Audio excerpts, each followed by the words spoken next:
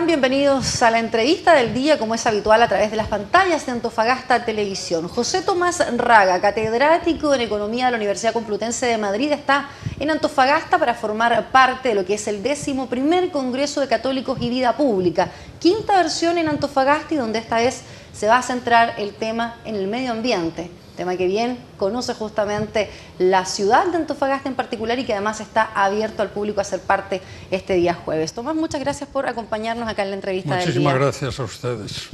Precisamente hablábamos de medio ambiente, un tema que está, yo diría, quizá de moda en todo el mundo, ¿verdad?, respecto de las emisiones y que cada vez los países buscan tener un mejor comportamiento.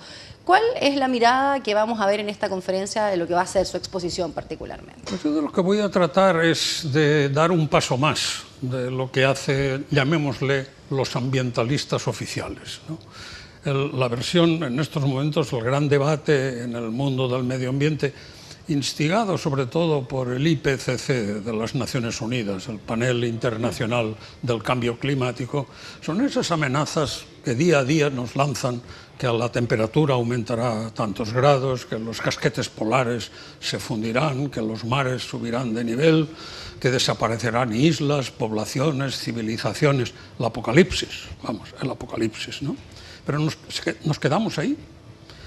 Y la cuestión que llevo yo en el tema que voy a desarrollar es ir hacia una visión de lo que llamamos la ecología integral. Porque el medio, efectivamente, el hombre debe de cuidarlo. De hecho, en la creación ya se le da al hombre la misión de cuidar el medio en el que él va a vivir, él y las generaciones futuras que le seguirán. Pero hay que plantearnos algo más. El medio, efectivamente, el hombre vive en el medio, por lo tanto, prefiero ni entrar en la discusión. Tenemos obligación de cuidar el medio, de preservar el medio, de no contaminar. Hay fórmulas que nunca se habla de ellas, pero que habría que hablar. Lo que pasa es que tendrían que hablar los países ricos, y esto no les interesa. Por ejemplo, yo podría decir a Estados Unidos, mire, para contaminar menos, que todos los americanos reduzcan su consumo un 30%. Con lo cual, bajarán las emisiones más de un 30% en el proceso de producción, bajará el costo del reciclaje y el perjuicio al medio ambiente reciclando, etcétera, etcétera. Pero no, esto no se toca, y es una medida muy eficaz, pero no se toca. Entonces, ¿cuál es el problema en el que yo me sitúo? Que el hombre no está solo en el medio ambiente. El medio ambiente es un ámbito en el que él se mueve, pero el hombre se mueve en otros ámbitos también que hay que cuidar, igual que el medio ambiente. El hombre no nace solo. Robinson Crusoe es un relato fantástico, de fantasía, pero no existe en la realidad. El hombre nace en un mundo que se llama familia inicial, como la sociedad más restringida, pero hay que cuidar a la familia para que ese niño que ha nacido, que está a punto de nacer, se desarrolle de forma armónica con lo que significa ser persona. Además de la familia, empieza a crecer y empieza a ampliarse ese concepto de familia, y entran los parientes más cercanos, los amigos, los compañeros de curso, los compañeros de trabajo. Ese sentido de relación social es algo del que el hombre vive también. De hecho, el hombre entrega mucho a la sociedad, pero recibe mucho de la sociedad en cuanto a comportamientos, en cuanto a lazos de afectividad, de amor, etcétera, etcétera. Cuidemos la sociedad también. Gran parte de las campañas, si uno pensara en cómo se abordan los temas de medio ambiente o la ecología, ¿cierto?, en su conjunto, generalmente son campañas que apuntan a la conciencia de cada uno de los ciudadanos, de cada hombre o mujer consciente de cuidar eso. Sin embargo, ¿cómo se miden también los esfuerzos estatales que en esto puedan hacer? Recién mencionaba usted un ejemplo de Estados Unidos. ¿Cuánto aporta cada país a contribuir realmente con medidas efectivas a cuidar precisamente el medio ambiente? No se apunta ahí.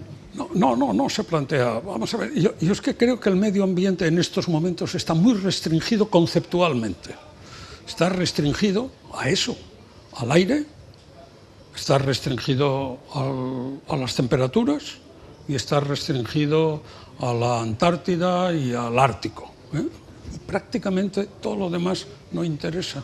Interesa la calidad del aire, interesa la calidad de las aguas públicas, y interesa qué pasa en los mares y en qué medida pueden también contaminarse. Pero repito, el hombre vive en muchos, por ejemplo, ¿por qué no hacemos una ecología económica? Porque la actividad económica también está a disposición del hombre, pero de todos los hombres está a disposición. Los que pasan hambre, ¿por qué pasan hambre? ¿Porque les gusta o porque no llega la economía a resolverles el problema? África, el gran continente del hambre. Pero en esa lógica, ¿cómo uno podría pensar que aquellos países a lo mejor desarrollados, que uno les llama, ¿cierto?, con ingresos per cápita muy superiores a otros puntos, puedan tener per se la conciencia del cuidado medioambiental, cuando muchas veces parece estar en contraposición un mayor nivel de desarrollo económico con un menor cuidado del medio ambiente? Sí, ¿qué es lo que pasa? Vamos a ver, el primer emisor de CO2, de dióxido de carbono, es Estados Unidos, primer emisor, cuidado, por cabeza. Después hay muchas criaturas en Estados Unidos, por lo tanto, por cabeza, que es como se puede comparar, el primer emisor, con mucho, 20 y tantas toneladas año por persona, las emite Estados Unidos. Le sigue Canadá. Y le siguen a Canadá unos países que todo el mundo se quedaría perplejo cuando nos oiga, que son los nórdicos, que tienen mucha civilización ambiental. Pero Suecia contamina muchísimo, Noruega contamina muchísimo y Dinamarca contamina muchísimo. Tomás, entonces, ¿quiénes son los llamados a cambiar este panorama que tenemos enfrente? Si son naciones que a lo mejor tienen una gran tradición civil, de altos estándares, incluso a nivel de desarrollo, pero que a su vez tienen este otro punto, el contaminar y no hacernos cargos, a lo mejor. ¿Qué nos queda a futuro ahí? Se cuenta que ahí hay una habilidad extraordinaria, típica de países muy cultos, y es desplacemos el problema. No vamos a hablar de esto que no nos interesa, vamos a hablar de lo otro, que como es futurible, hablaremos de lo que puede pasar dentro de 200 años. Ahí ya estaremos todos dispuestos a asumir lo que nos digan, ¿no? Entonces, cada vez que exiges responsabilidad a uno de mañana, es decir, no, mañana empiece usted a disminuir su contaminación. El vicepresidente Al Gore, de Estados Unidos, de grata memoria, este es uno de los apóstoles del medio ambiente y con sus empresas es una de las más contaminantes de Estados Unidos. Entonces, ¿cómo se puede eso compatibilizar? Bueno, pues porque hay la conciencia para algunos es muy moldeable, ¿eh?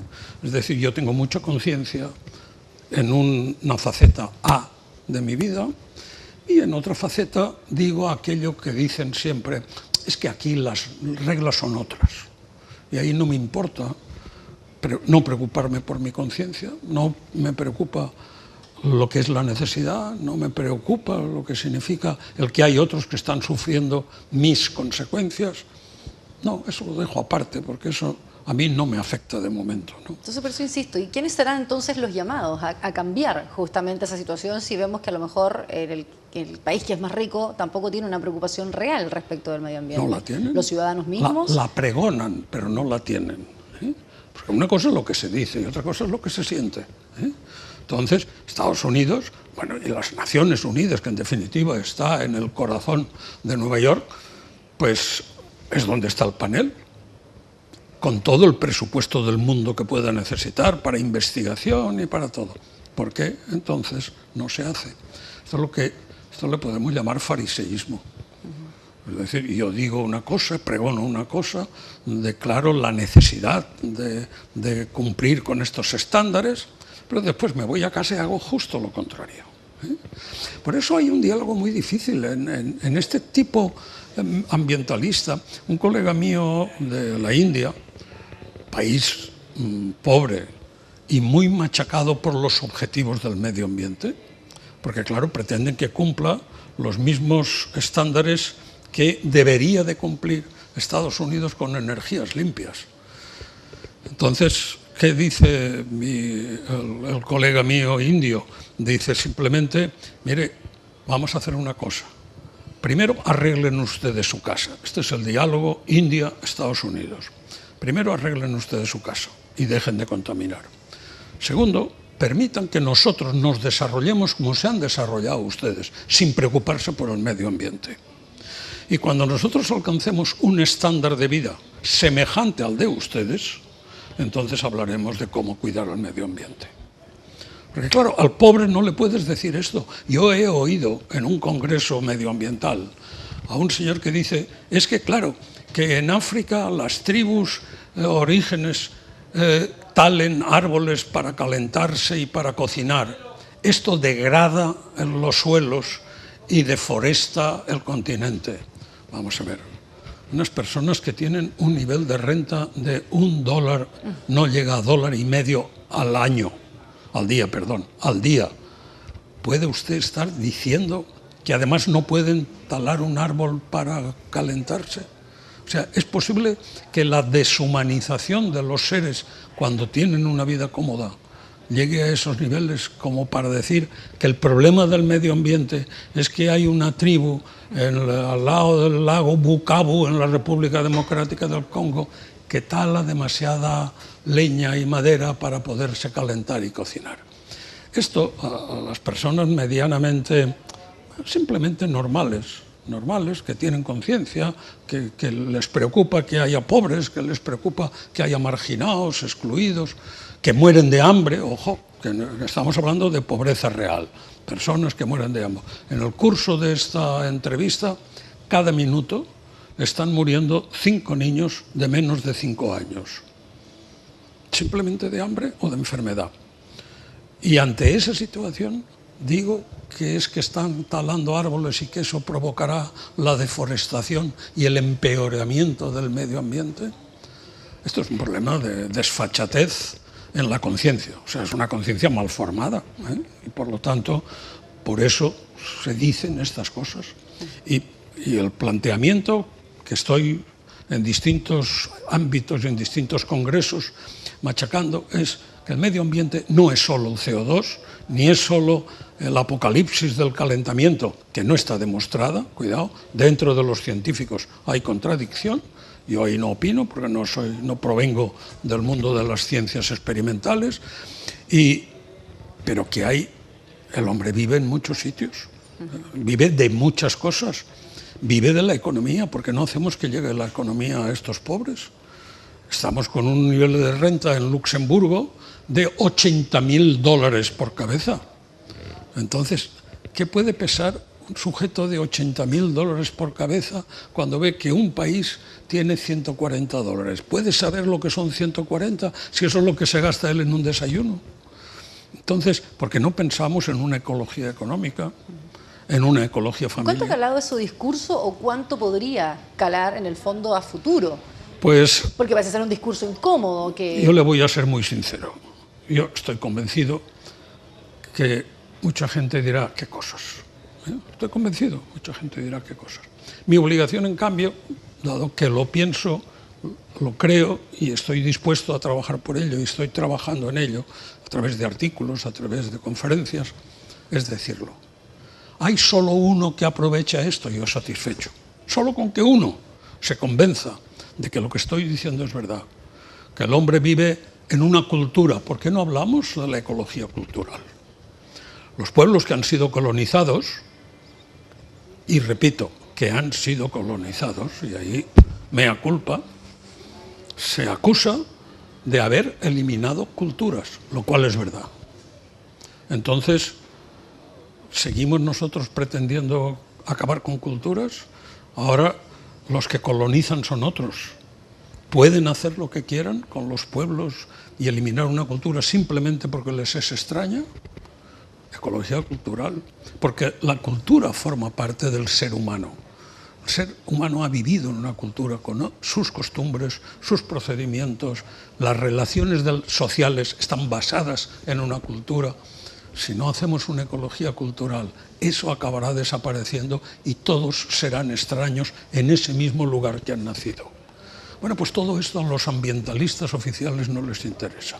A mí sí. Y creo que interesa a la humanidad. Y por eso yo, al menos, como soy libre, porque me hicieron libre, y no estoy dispuesto a esclavizarme a favor de nadie, seguiré explicando lo que creo que es verdad.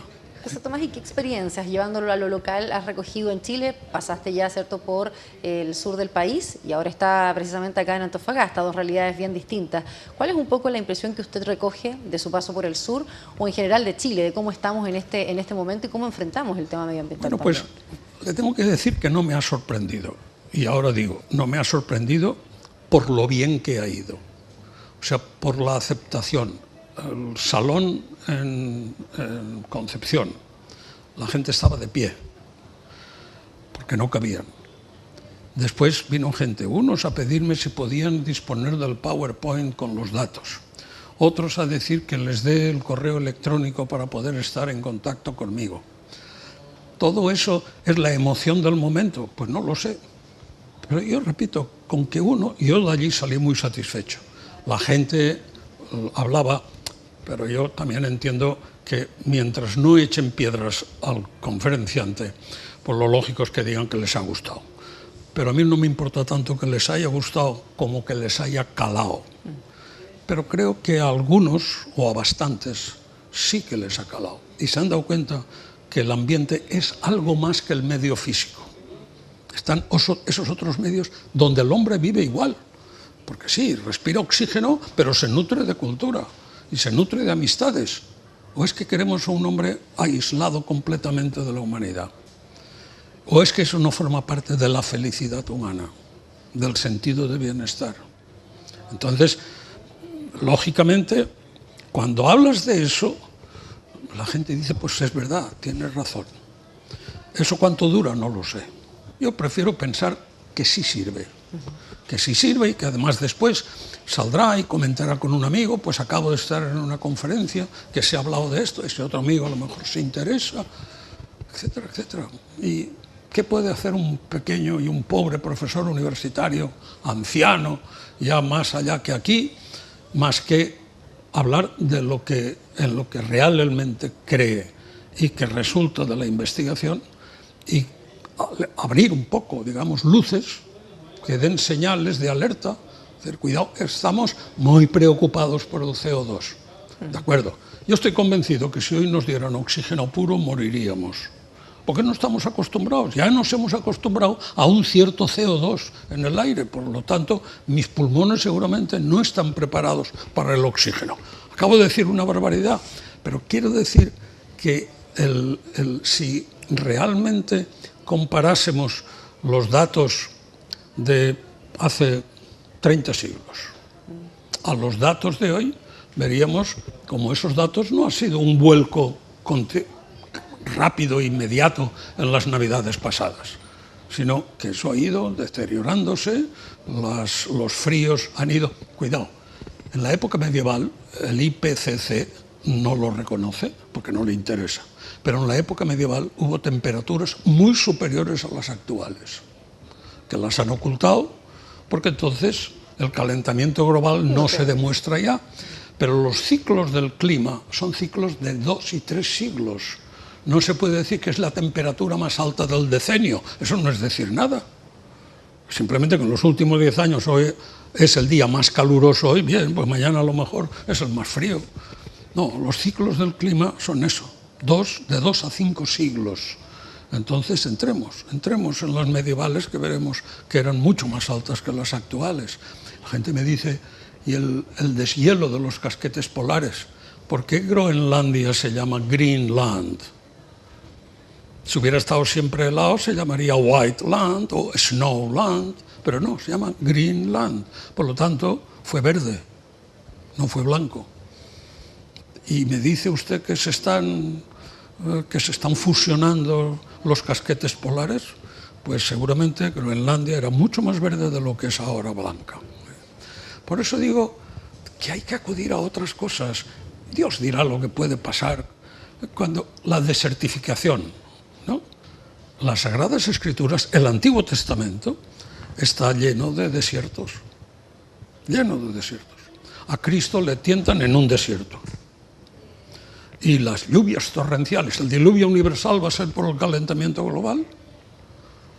Cuando se le encarga a Noé que construya el arca, es porque un calentamiento global por exceso de coches en la naturaleza, que creo que hay que pensar más en el hombre y menos en algo que es una categoría abstracta que se llama medio ambiente. José Tomás, quiero agradecerle el que nos haya acompañado acá en la entrevista del día. Muchísimas gracias. Bien, nos reencontramos en una siguiente oportunidad con otros temas, esta vez el medio ambiente y esta conferencia que va a dictar el catedrático en Antofagasta y que además está abierta al público también. Nos vemos en una siguiente oportunidad.